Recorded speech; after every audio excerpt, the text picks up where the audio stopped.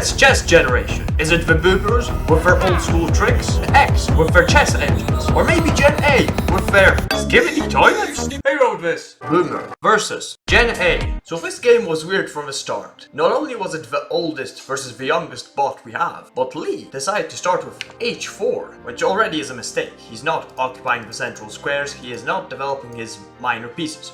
Instead, Ezra, following the principles, occupies the center, and Lee continues pushing on the flanks. Some normal developing moves from Ezra, some sheer moves from Lee again. And while Ezra is gaining the center, Lee only begins to do that in move 5. Now this is a bit of a strange move. The queen seems to be preparing to come out, but the engine says it's fine. And this is the first mistake of the game, if we discount the opening, because Ezra can simply take this. It's an undefended pawn, and it comes with check, and that's exactly what he does. The check necessitates some defense. You can defend with the knight, with the bishop, tempo, and that will defend the knight later on. You can defend with the queen, offer a trade, and Lee decides to do a pawn move, which attacks the queen. It certainly does. It is defended by the knight. The queen cannot go here, but the thing is, the queen can just take the knight. Ezra decides not to do that and instead keeps the queen on the board. Lee moves the rook. Obviously at this level he's just maneuvering pieces for no reason. There is no big thought behind this. He cannot take this pawn ever.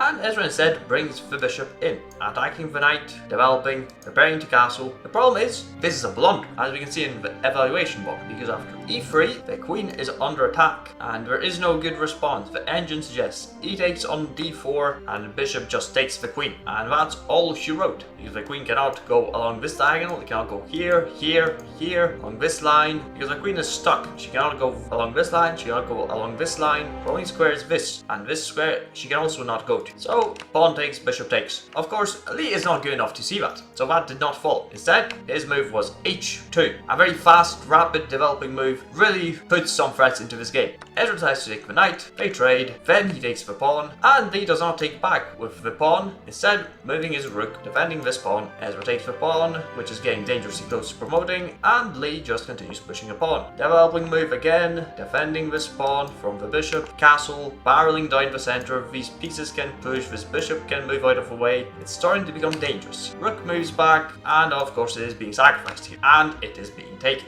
Take, another centralizing move, increasing the attack on this pawn, preparing to push this knight perhaps inside here. There's a lot going on here. You can always even just double the rooks. This is starting to become very uncomfortable for Lee. So he moves back the rook, which is actually not a bad move. It's defending the pawn, it's defending by the knight, and by the bishop, and by the queen, and by the king. Well, all these pieces are kind of stuck defending this pawn. We have a check, double attack, rook moves, but it could get taken anyway. Ezra continues attacking, check, defends, doesn't do anything because he can just take, check, and now here is the tactic. What's the tactic? The tactic is take the rook, the king has to take back, and then you get a free queen. But Ezra does not want that, he just goes straight to check, takes, and now we have attacked by a transposition. As we can see, mate in 10 very soon. If Ezra was a bit better, he would see that. But it doesn't matter, this game is more or less finished. Takes a pawn, takes another pawn, maneuvers a bishop for no reason, check. The pawn cannot be taken back, of course, defended by the rook. King moves out of the way, another pawn gets taken, and now finally the bishop comes out. Move 26, as opposed to move 2 or 4 or something like that when the knight should come out, and not to the side anyway. Pawn gets pushed, threatening a promotion, or to take the bishop with promotion, and then take the knight. Knight moves, check, takes the bishop, promotes, and now we have a mate in 1, a variety of mates. You could just go here, but Ezra decides to do it in style. Instead, takes the pawn, and that's checkmate. Gen question mark versus Gen X, and so he starts with d4, which is a surprisingly good move. Sloan replies with knight f6, and for now this is a very normal Queen's Gambit-like opening. The knight develops, central control is established, nothing is happening. This is all very standard. Bishop develops, prepares to castle, of course. And this is a first kind of offbeat move. The queen did not have to move here. There is no attack on this knight, which sometimes happens in the English, and you can defend the knight with the queen. Instead, the queen just moves out willy-nilly for no reason whatsoever. Although it could be a preparation for this after Sloan castles. Although the knight is always here, and knight f8, no mate, something like that. Developing moves follow, and the queen moves again. That's a waste of a tempo. Now castle, and I really don't understand what this queen is doing. Another move which I don't understand is the rook moving there. Now Troy cannot castle, and this rook is defending a pawn, which was never under threat. Prophylactic move, preventing the knight moving, a push off the pawn, which is now undefended, for it was defended by rook. I don't understand. And now a push of the pawn, which is now undefended. Before it was defended by the rook. Sloan instead develops the bishop, preparing to attack the queen. Another pawn move, which makes no sense. And now we have a free take of the pawn, because Troy cannot take back, else he loses his queen. And what follows? He takes the knight, losing his queen. What a stupid exchange that was, but it doesn't matter. The game goes on. Bishop gets taken, pawn gets taken, knight gets sacrificed. The knight was being attacked by the queen. To defend it, Troy decides to move it to the side, instead of moving it here, where it would be attacked, or here, where it would be attacked, or here, where it would be attacked. I have 1, 2, 3 okay squares. He chose instead to sacrifice it, and there it goes. Bishop develops, knight attacks the bishop. Bishop is still being attacked, although now it will just be an exchange. But at this point, stone is up h. You should exchange. Instead, she decides to take the pawn, which is an exchange and works. Rook takes, queen attacks the rook. The rook now has to move back. This bishop is still under attack. We can bring in some more pieces into the game. We can centralize the rooks, try to barrel down along this line, because after we trade this bishop, this square becomes undefended.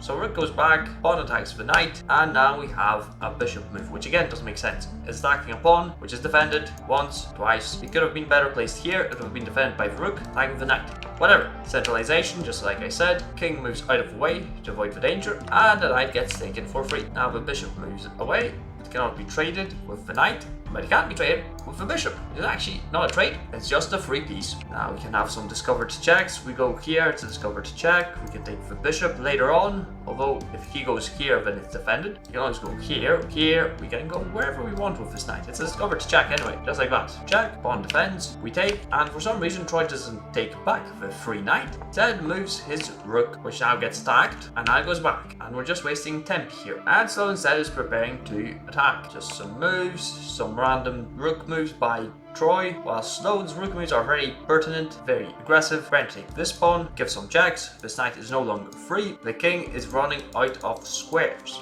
Now Troy is just being stupid. He's taking pawns for no reason. Check, king moves, check again, rook takes, check, and very soon we have mate. Gen Z versus Gen Y. And here we have a more even match. Anthony rated 1000 and Isla rated 1300. So Anthony starts with an okay move, and then he decides to gambit the pawn. That is being ignored, and we transpose in English.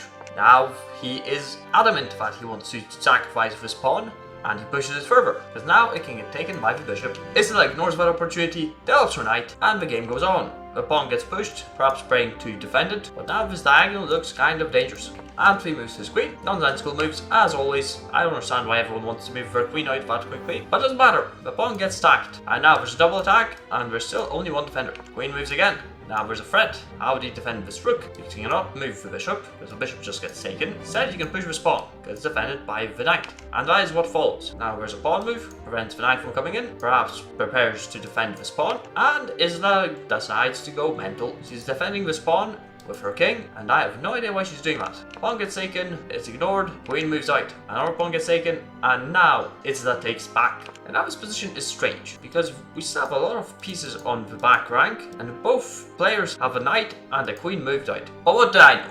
Bishop develops, that's good. Bishop develops, also good. Pawn moves, kind of worse. Queen moves, kind of worse. It's all fine. Now I have centralization of the rook, perhaps preparing later on, but this is a very closed file. There are too many pieces here. I don't know what this rook is planning, unless he's just defending this pawn. But there's no threat, unless the knight moves here. But then you can always trade. Anthony tried castling. Instead, his king moves to f1. Knight moves out to the edge, not good. Pawn moves up, prevents the bishop from developing too far. It kind of limits its options, so that's not too bad. Pawn moves, knight moves, offering a trade. The trade is accepted, and now there is central control, and some central control as well. And rook is finally being a bit more active, because it's attacking this bishop. If you can dislodge this queen, whilst keeping this knight, you can get a bishop. Or actually, you can just do it right now. As the bar shows, and I'm stupid, you just straight up take, and take. There's no other way. There's no way to defend this bishop anymore because the other bishop has been moved. But Sloane doesn't see it. She just moves a pawn. That's mistake number one. The bishop comes out of danger. The knight comes in.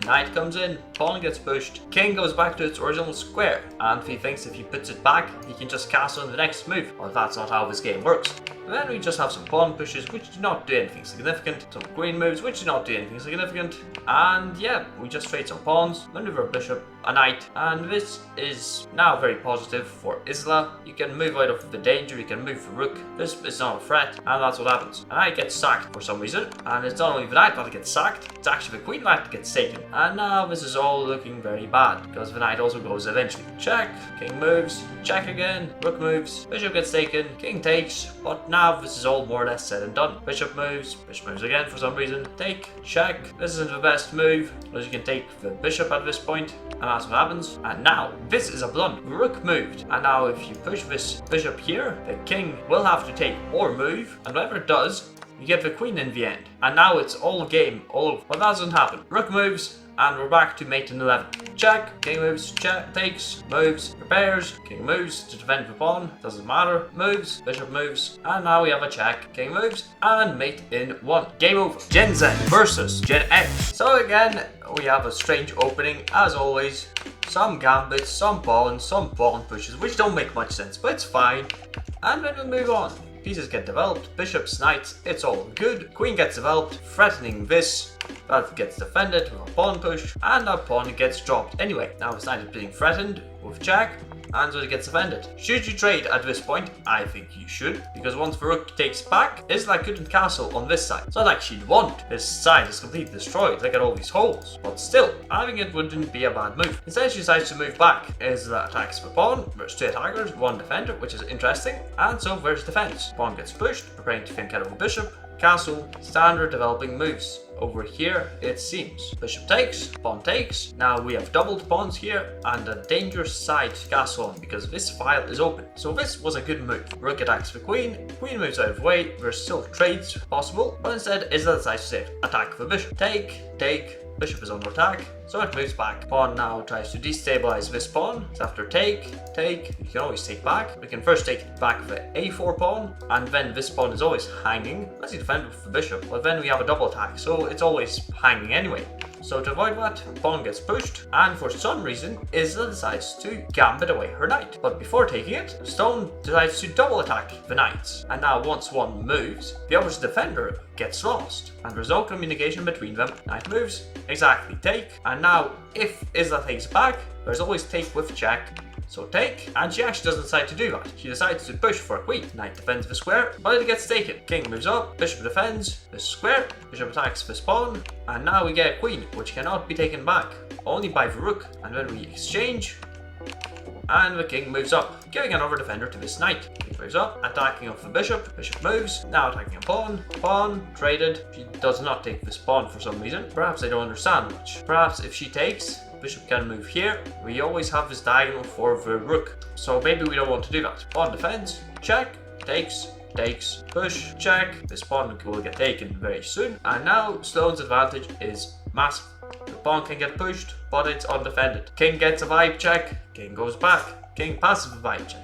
Now there seems to be an attack here, but this knight always defends, so it is not a threat. This pawn is also hanging, as well as this one. Rook moves, perhaps preparing this as a check. There's actually checkmate, because you can't move here, and you cannot defend the square. So king moves up, preventing that. Takes back, attacks the knight can move, or you can just take the pawn, that also works. And now, after that pawn take, there doesn't seem to be much for Isla to do. Trade for rooks, you're up, material, push. The king is not within the square. The pawn can just keep pushing and become a queen. King moves, check, and mate. And now on to the final. Gen X versus Gen A. And this is the final. And we start with e4. And we're playing the Ceseal. It's all very standard Ceseal. Defending the pawn, preparing to push. The knight gets attacked, it gets defended by the queen, and the pawn occupies more of the center. We're preparing to castle. Queen moves, attacking the knight, although it's obviously an ineffective attack. But once the knight takes, we can get this pawn, and it becomes interesting. No longer is it interesting because the king defends the pawn. Knight moves, pawn moves, even more space is being occupied by the white pawns. And here we have this pawn push. Exchange the knights for a bishop, and nothing happens here. It's all very calm, it's all very equal. There has been development, there has been castling on one side, and castling is very close on Ezra's side. Now this is an interesting move, trying to provoke a take and take. I don't understand much here. It seems like a bad move. pawn pushes, knight attacks the pawn, pawn gets defended. And now this is starting to look dangerous because we have two pieces looking down at this king, we have this pawn pushing, this knight is kind of in a corner. It's a very interesting situation, and even more pieces are being pushed in. Ezra wants to attack. Sloan defends his pawn, but it's always defended.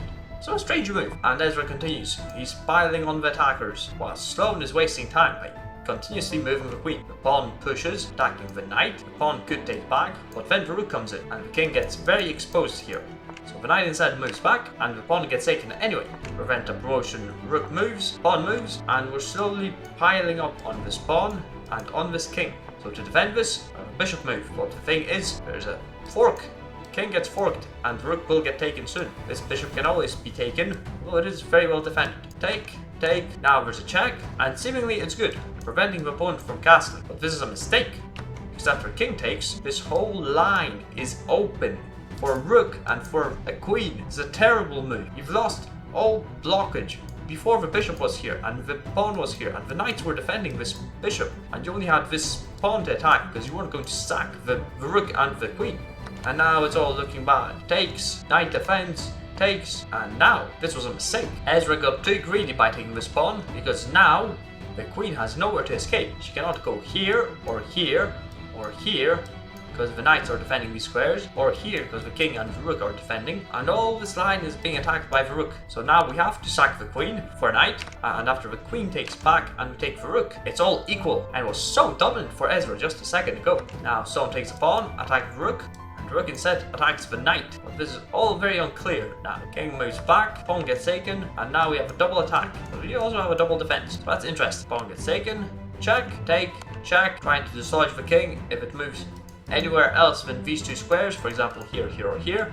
Obviously it's a free queen, so the defense is maintained. Takes, and now this is a winning endgame. And now there's some weird maneuvering going on. Okay, the bishop takes the pawn for free, that's good. I don't understand why doesn't it go immediately here and attack this pawn, because this king can never get to this pawn quickly enough. Instead, we have a maneuver.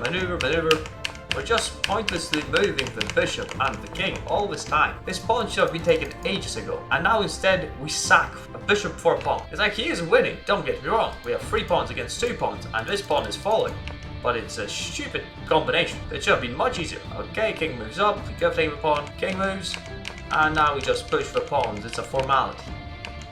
Very precise here. Check. King moves, the king can no longer defend any of these squares, so he has to move out, and now we can promote very soon. We want to get the king in, we get it in, king moves, pawn moves so it doesn't get taken, king moves, queen, and now you could get another queen, but Ezra decides against that. Check, check, now we have a queen, we limit the king's squares to this one singular file, and mate. And so, as it turns out, for everyone watching this show, Gen A is the best at chess.